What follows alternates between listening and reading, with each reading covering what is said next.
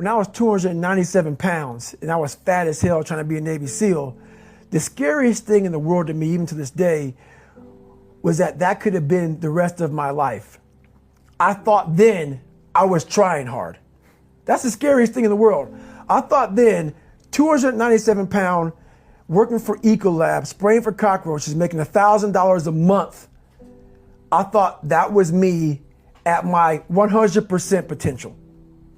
Come to find out, a few years later, I wasn't anywhere near that. 106 pounds less, graduate Navy SEAL training, went on to do all these other things. Looking back on that, that was me trying hard. That's why people gotta understand, what is in us, we have no idea until we start trying hard.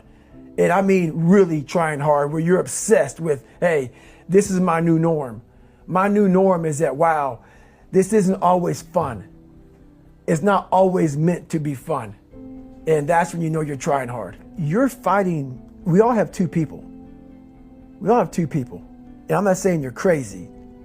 We have the easy voice, which is that 20% telling yourself that I'm easy at 90% of my full potential, maybe 100% at that 20%.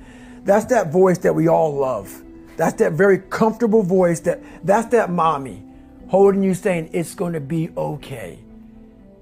Doesn't care how good you are, just loves you. Just loves you no matter how messed up you are in life. That's where you want to be at. So that's that one voice. This other voice that we walk very far away from is a voice saying, hey man, you ain't doing shit. So we try to get this voice out of our head completely. And we live over here in this land. So what you have to do first is turn up this voice over here. The voice saying things to you that aren't nice. That it's in our head saying, you know what, man, dude, you're not doing shit. You're not I mean, and it's not putting yourself down. People take this the wrong way in this new society. I'm not saying to put yourself down. I'm saying listen to the truth. And the truth isn't in the 20%. The truth is in this other part of your brain saying, look, man, you're wasting a bunch of percentage here. We have 80 more percent that we're not tapping into, because in this other 80% is suffering, pain, failure,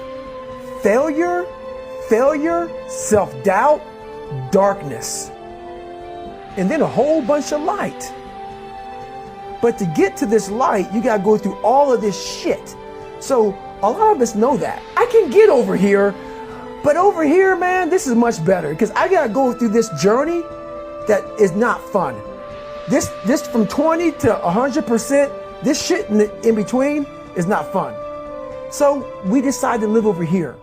So everybody goes, how do you do that? You know exactly how to do that. You know exactly, it's not a magic trick. There's nothing I talk about in that book that's a magic trick.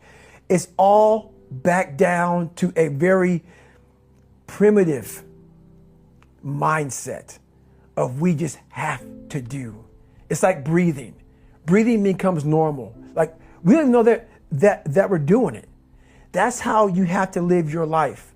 When that alarm clock goes off at 4 or 5 in the morning, your mind says no. You just say, it's just what we do. It's what we do now. Because to get to where you want to go, the amount of pain involved, I'm not saying physical, I'm not saying you got to break yourself off. The amount of mental pain of how many times you're going to have to do something that you don't want to do to get to where you want to go is going to be, there's going to be more times you do something that you don't want to do than you are going to want to do it. And that's your new norm. That's your new norm. So then it's like breathing. And then once you do this over and over and over again, it becomes like breathing. I don't want to live this lifestyle, but to get to the other side of this, I have to. So if you really want it, you realize what trying is, and your brain is the most powerful weapon. I talk about that in one of these chapters. Your brain is the most powerful weapon in the world. Once you put away your phones and your computers and all that shit we have nowadays, yeah, that's great. We're up to date. But your brain is the only thing you have when you're going through depression, when you're going through hard times, when you're going through death, real life shit. You can't Google that shit, man. You're alone.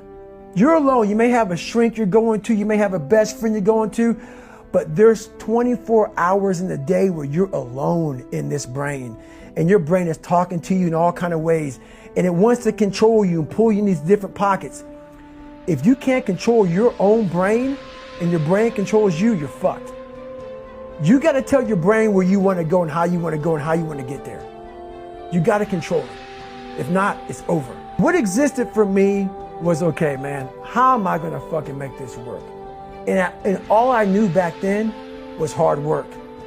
The only way anything gets accomplished. That's all I heard back in those days. You got to work hard. You got to work hard. I'm not getting I can't get this paragraph. I can't remember what the fuck's in this paragraph to pass this test to get in the military. Read again.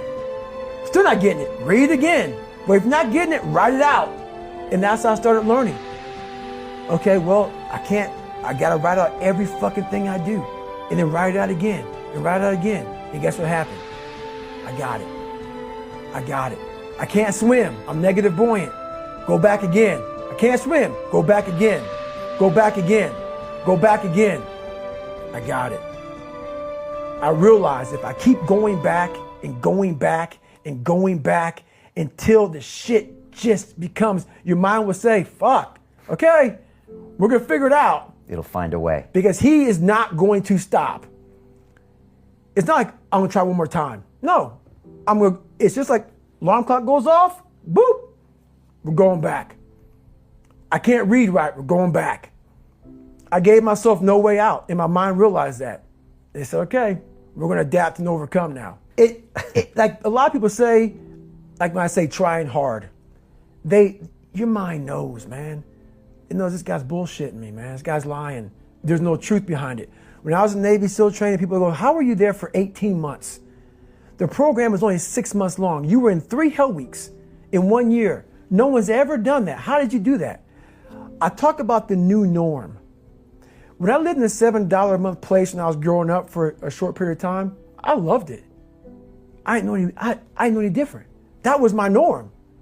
Once we moved out of that place, we moved to a $236 a month place. I was like, shit, I never want to go back to that little piece of shit. But if you go back to that $7 a month place and you realize this is where I live, this is all I got, your mind says, roger that, this is home. So when I was going through Navy SEAL training for 18 months and going back through all the hard parts over and over again, I told myself after the first time, I knew it was gonna be a long journey there. My body was breaking down. It was just how it was going on. I said, you know what, this is my new norm. So my mind said, it's like going to work. Like you go to work, you put your suit and tie on, I go into suffering every day. Every day suffering, being broken, duct taping my feet up, stress fractures, shin splints, being broken. This is my new norm. And your mind says, if we're not broken, this ain't normal. We gotta be broken. So then your mind starts to get tougher and tougher and more callous. People, how did you run on broken feet? Broken shins. My mind knew this is how we operate. We're in Navy SEAL training. This is what we are. I became hell. And that became my new norm. I gave myself no way out. There was nothing outside these walls of hell. Nothing.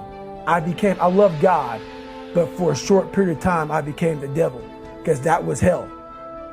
I became the boss, the owner, the CEO of Navy SEAL training. That was my mindset. And that's how you get through things.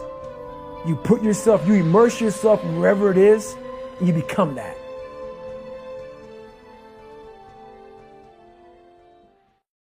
When I was 297 pounds and I was fat as hell trying to be a Navy SEAL,